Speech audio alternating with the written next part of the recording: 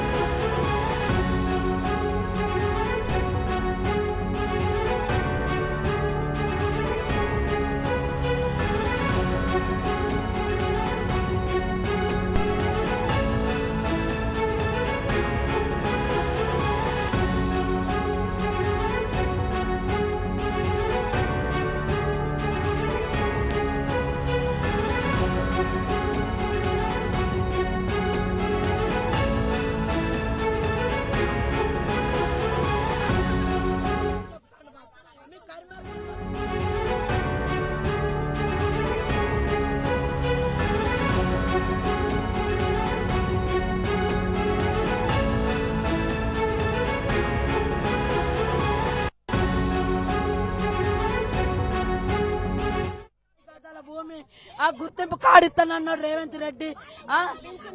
సోనియమ్మ కూడా చెప్పింది. ఎందుకు చేస్తలేడు? అమలు చేయాలని పోరాడతాం.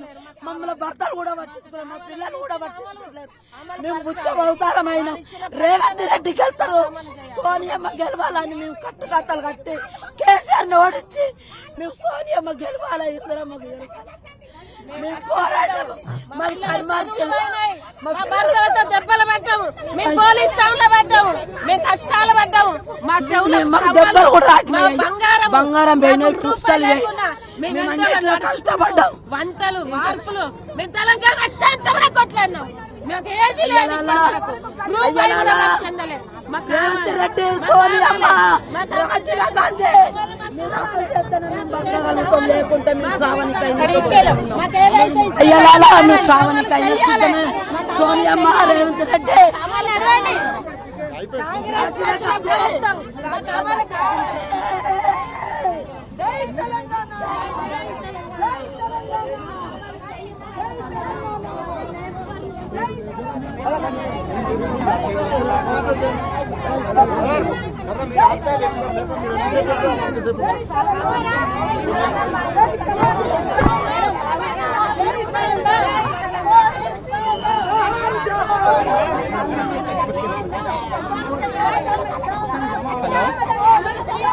हेलो,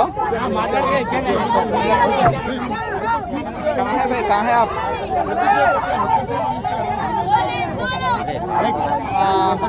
एक मिनट ठहरिए ना जरा.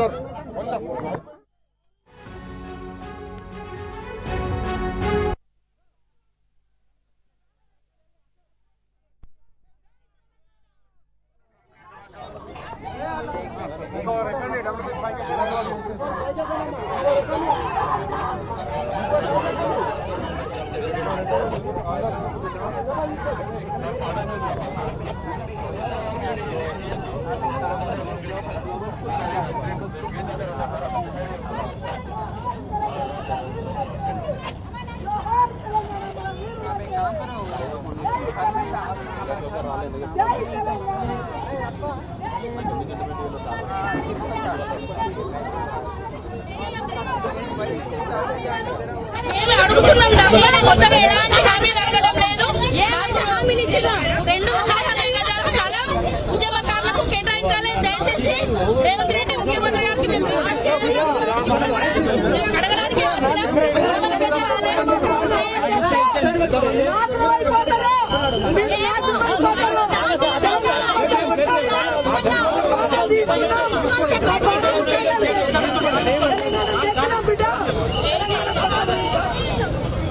Hey,